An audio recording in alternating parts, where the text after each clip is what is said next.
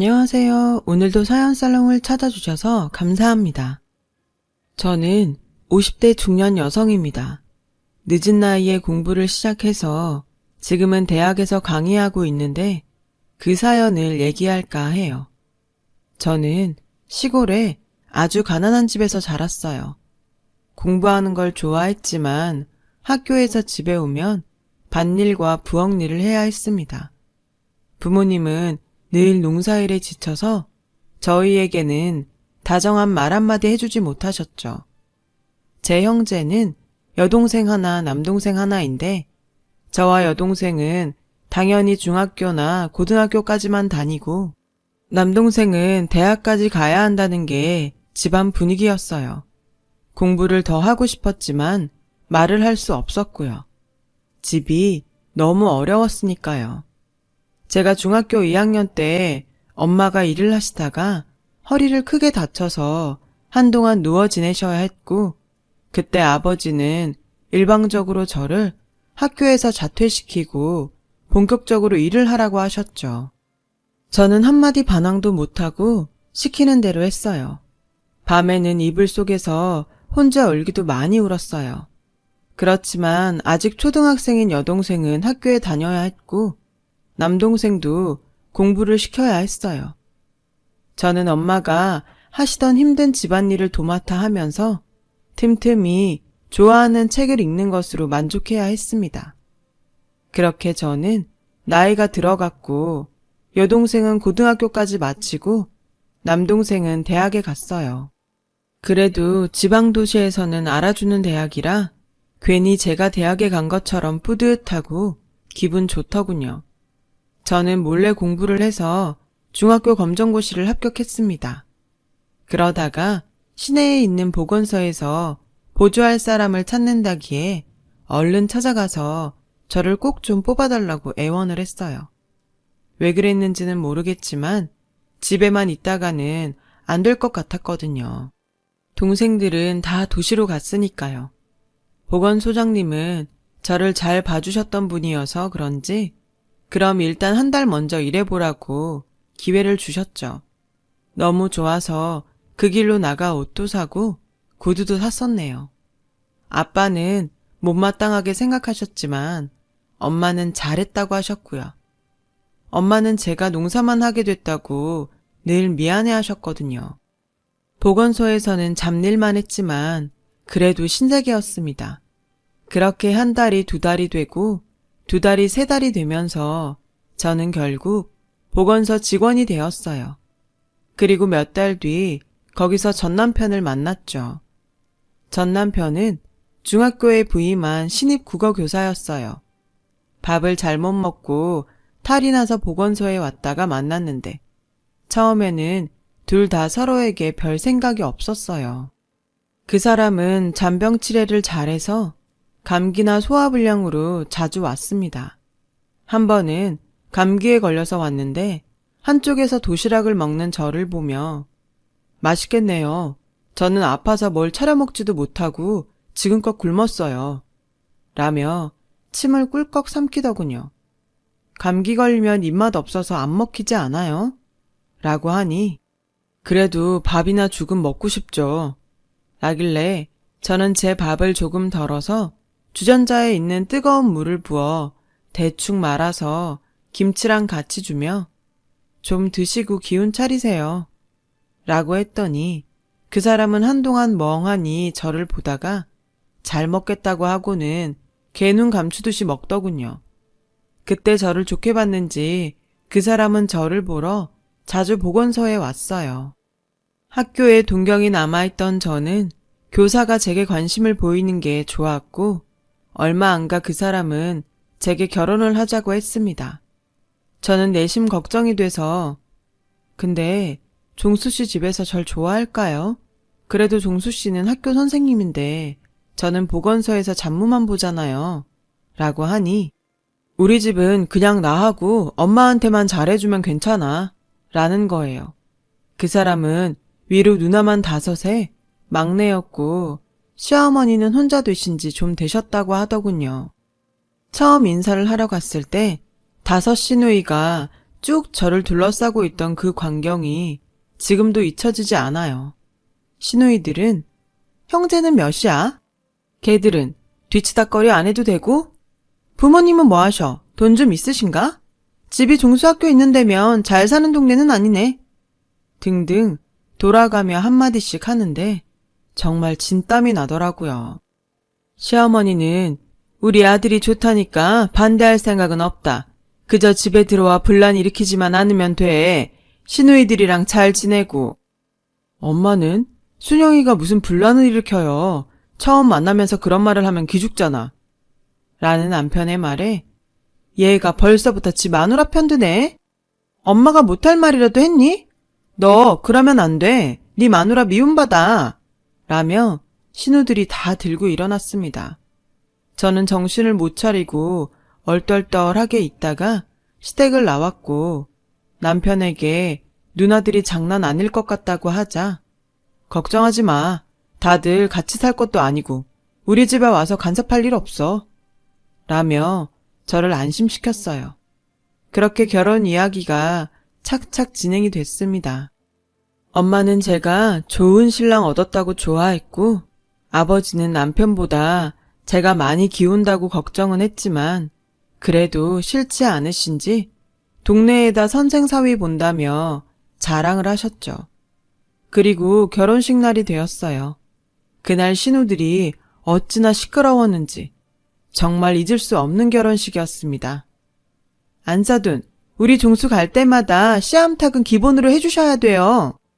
우리 손님들 밥이 모자란데 거기 사돈댁 자리 가서 먹어도 되죠? 음식이 뭐 이래? 사돈 솜씨 별로네?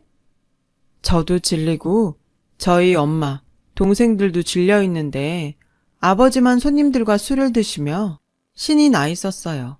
신우들이 난장을 치고 다니는 가운데 시어머니는 딸들을 말리지도 않으시고 묵묵히 식사만 하시더군요. 당연히 할 수 있는 걸 한다는 태도였죠. 그렇게 시누이들이 몰려다니며 시끄럽게 군 결혼식이 겨우 끝나고 저와 남편은 짧게 신혼여행을 다녀와 시댁에서 신혼생활을 시작했어요. 학교가 먼 남편은 출퇴근 때문에 주말에만 오기로 했고요. 저는 남편 없이 시댁 생활에 적응하는데 엄청 고생했죠. 시어머니는 새벽 4시에 저를 깨우셨고 그때부터 집안일을 해야 했습니다. 집안일이야 어릴 때부터 해오던 거니까 익숙했지만 문제는 양이었어요. 시어머니는 초장에 며느리 기를 들이려고 하신 건지 옷장 아주 깊숙한 데 있던 것까지 다 꺼내서 빨래를 시키셨고요. 어머니, 이건 옷이 다 해져서 못 입을 것 같은데요. 그냥 버릴까요? 넌 시키면 시키는 대로 하지 무슨 말이 그렇게 많니? 이제 막 결혼한 새댁이 따박따박 시어머니한테 못 배운 집이라 그런가 아주 애가 엉망이네. 아휴. 시어머니는 혀를 끌끌 차시며 싫은 티를 확 내시더군요. 그리고는 저를 째려보며 빨리 해. 점심때 니네 신우들 밥 해 먹여야지. 라며 소리를 쳐서 형님들 집에 안 가셨어요?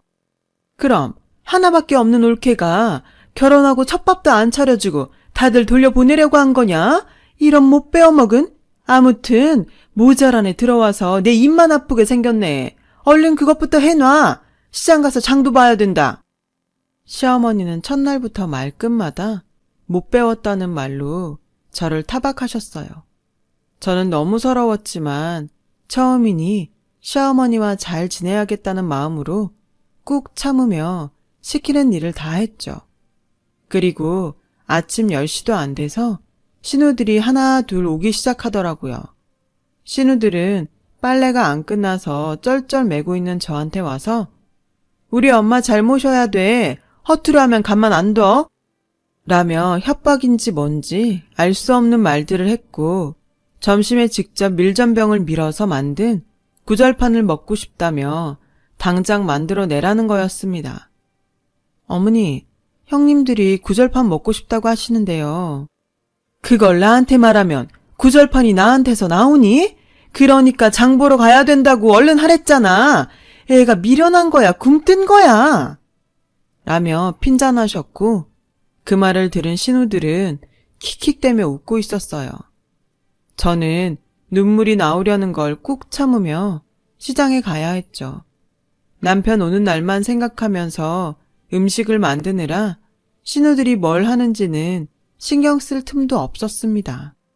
정신없이 음식을 만들고 차리고 치우고 나니 밥때는 훌쩍 지났고 저는 아무것도 먹지 못한 상태였지만 너무 피곤해서 방에 들어갔는데 정말 놀랐어요.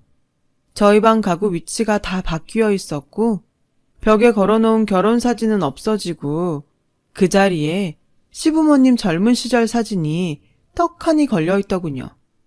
너무 기가 막혀서 말도 안 나오는데 막내 신우가 문을 열고 들여다보며 니넨 방이 그게 뭐니? 우리가 다시 정돈하느라 아주 기운 다 빠졌다. 옥수수 좀 삶아봐. 네가 밥을 얼마나 조금 했는지 간에 기별도 안 간다. 라더니 시부모님 사진을 가리키며 항상 잘 기억하라고 알았지? 하고 문을 닫았습니다. 신우들은 일주일 내내 저한테 너, 야는 기본이었고 모든 걸 간섭하며 시부모한테 잘하라고 다그쳤어요. 드디어 주말이 돼서 남편이 돌아왔어요. 저는 그간 있었던 일을 남편에게 투정하듯 다 말했습니다. 그래도 남편은 제 편이 되어주겠지라고 생각했으니까요. 하지만 남편은 아무 반응이 없었어요. 오히려 뭘 그런 걸 가지고 그러냐는 투였죠. 이제 처음 살림 시작하니까 누나들도 걱정이 된 거지. 그리고 나도 방은 처음보다 지금이 나은 것 같아. 라며 대수롭지 않게 말하는데 정말 실망스러웠어요. 시어머니는 남편이 있을 때에는 제게 잘했습니다. 심한 말도 하지 않으셨죠. 하지만 남편이 학교로 돌아가고 나면 못 배워서 그렇다며 어쩌다가 너같이 무식한 애가 우리 집에 들어왔냐고 구박을 했어요. 매일 숨이 막히는 것 같았죠. 신우들은 제 신혼방을 아무 때나 쳐들어왔고요. 또 어찌나 많이들 먹는지 끝도 없이 상을 차려내느라 하루가 다 갔어요. 제 결혼식만 끝나면 다들 돌아갈 거라고 했는데 막내 신우는 아예 집으로 들어왔고 다른 신우들도 하루가 멀다 하고 왔죠. 얼마 지나지 않아 신우들은 자기들 집 빨래까지 가져와서 저더러 빨라고 하더군요. 형님들 빨래는 형님들 집에서 해서 말려야죠. 이것까지 제가 어떻게 해요. 안 그래도 집안일이 얼마나 많은데요. 라고 했더니 막내 신우가 득달같이 시어머니를 부르더군요. 시어머니는 저에게 중학교도 검정고시로 나와서 잡일이라 하던 애가 학교 선생 만나서 결혼했으면 이 정도는 각오했어야지. 네가 우리 종수 꼬실 때는 아주 땡 잡았다 그랬지? 우리 그렇게 호락호락하지 않아. 네가 우리 종수보다 한참 못 배웠는데 뭐든 두말 없이 해야 되는 거 아니니? 시어머니와 시누이들은 저의 열등감을 아프게 찌르며 저를 무력하게 만들었어요. 저도 제가 남편보다 뒤떨어진다는 인식이 있었기 때문에 그 말에 선뜻 대꾸를 할 수가 없었고요. 그렇게 저 혼자 꾹 참으며 시간이 지났어요. 시댁은 제사가 1년에 10번도 넘게 있더군요. 거의 매달 제사상을 차리는 게 보통 힘든 일이 아니었어요. 신우들은 제사 때마다 한 덩어리가 되어 몰려와서 이것저것 간섭했고 조금만 마음에 안 들면 제가 시어머니를 잘 모시지 못한다며 화를 냈어요. 야, 너 따위가 뭔데 감히 우리 집안을 우습게 보고 이런 상을 내온 거야. 생선이 이게 뭐야? 가서 다시 사와. 그러면서 돈 한 푼도 주지 않았죠. 남편은 제사가 평일에 있을 때에는 밤 늦게 와서 제사를 지내고 다음날 일찍 가곤 했어요. 저는 제사가 끝나고 다 치운 후에 남편에게 형님들이 너무하는 것 같다고 했죠. 시어머니도 남편만 없으면 저한테 심하게 한다고 결혼 후 처음 이야기한 거였어요. 그러나 남편은 저를 한심하다는 듯 보며 그런 식으로 우리 식구 나쁜 사람 만들어서 당신이 얻는 게 뭐야? 누나들은 당신이 이제 새댁이니까 일 잘 못할까봐 그러는 거지. 나쁜 뜻이 있어서 그런 것도 아닌데 뭘 그렇게 사사건건 기분 나쁘게 받아들여? 라더군요. 처음 결혼했을 때 남편이 이런 식으로 말했을 때는 잘 몰라서 그러겠지라고 생각했는데 이제 보니 이 남자는 제가 호된 시집살이를 하는 걸 당연하게 받아들이는 것 같았어요. 나 당신 아내야. 당신이 내 사정 몰라주면 누가 알아줘? 나 어릴 때부터 집안일에서 웬만한 건 다 잘해. 이제 형님들도 그거 알 만큼 시간 지났잖아. 그런데 아직도 이러는 게 난 너무 힘들어. 게다가 당신까지 이러니 내가 누굴 믿고 살아야 돼? 당신 없이 한 주 내내 얼마나 힘든 줄 알기나 해? 라고 했더니 남편은 버럭 소리를 지르며 내가 뭘 어쨌다고 믿네 마네 그러는데 나는 거기서 한 주 동안 놀다 오는 줄 알아? 집에 와서 쉬지도 못하고? 아유, 내가 진짜 솔직히 당신의 학교를 제대로 나오기로 했어? 뭘 했어? 그러면 집안일이라도 잘 해야 되는 게 맞는 거지. 자꾸 사람 귀찮게 하지 좀 마. 그 말을 듣는 순간 저는 남편에게 기대했던 모든 것들이 무너져 내리고 말았어요. 너무 속상하고 억울해서 밤새 소리 죽여 울었죠. 이혼 생각이 간절했지만 용기가 나지 않더라고요. 그저 시누이들이 찾아오지 않게 될 날만 기다리며 살았던 것 같네요. 하지만 제 바람과 달리 시누들은 1년이 지나도 계속 찾아와서 저를 괴롭혔어요. 조금만 자기들 마음에 안 들어도 아버지가 안 계시니까 자기네를 무시한다며 오만 성질을 다 내고 하던 일을 처음부터 다시 하게 하기도 했어요. 저는 너무 스트레스를 많이 받은 나머지 몸이 점점 허약해져 갔고 어느 주말 하혈을 하며 쓰러지고 말았습니다. 저를 돌봐주는 사람은 아무도 없었어요. 시어머니는 시누들과 시내에 외출 중이었고 저는 혼자 혼절을 했다가 깬 후 겨우 병원에 가서 임신 8주였는데 유산됐다는 말을 듣게 되었죠. 집에 돌아오니 아직 아무도 오지 않았더군요. 저는 혼자 편히 쉬고 싶어서 문을 잠그고 방에 이불을 펴고 잠이 들었어요. 얼마나 잤는지 주변이 시끄러워서 깼더니 둘째 신우가 저를 막 흔들고 있더군요. 대체 잠을 몇 시간이나 자는 거야? 때 됐는데 밥할 생각도 안 하고? 얼른 일어나. 우리 다 배고프단 말이야. 저는 그저 눈만 꿈뻑이며 있다가 겨우 일어났어요. 거실에서는 시어머니와 다른 신우들이 TV를 보며 과일을 먹고 있더라고요. 저는 겨우 밥상을 차리고 돌아와 다시 누웠고 사람들이 밥을 먹는 사이에 남편이 왔어요. 저는 남편 옷을 받아주며 나 오늘 아파서 병원에 갔는데 아이 유산됐대 라고 하니 남편은 인상을 쓰며 뭐? 아니 얼마나 자기 관리를 잘못했으면 그런 일이 생겨. 자기 몸은 자기가 알아서 챙겼어야지. 당신 말이야. 집에서 뭐 하는 게 있다고 일이 그 지경이 되게 만들어? 라며 큰 소리를 냈고 그 소리에 시어머니와 시누이들이 들어왔습니다. 아이가 유산됐다는 말에 시누들은 혀를 차며 저를 째려봤고 시어머니는 화가 난 얼굴로 맨날 종수한테 우리가 일 시킨다고 불평불만 늘어놓더니 네가 아예 작정을 한 거지? 일부러 애 떨어뜨린 거 아니야? 라며 저한테 삿대질을 하시더군요. 저는 더 이상 견딜 수가 없어서 그 자리에서 가방을 챙겨 집을 나왔습니다. 당신 우리한테 시위하는 거야? 그래, 어디 나가봐. 가면 어딜 간다고?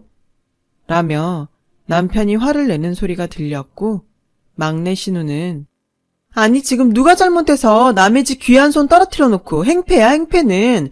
이러고 나갈 거면 다시는 오지 마. 라며 악을 쓰더군요. 저는 그 길로 여동생이 있는 곳으로 가서 며칠을 쉬었어요. 여동생은 저를 보고 펑펑 울더니 언니, 우리 어릴 때 언니가 고생했으니까 이제 내가 갚을게. 걱정 말고 언니 배우고 싶은 거 배워. 내가 돈 대줄게. 라며 저를 꼭 끌어안았습니다. 저는 동생이 너무 고마워 눈물만 흘렸어요.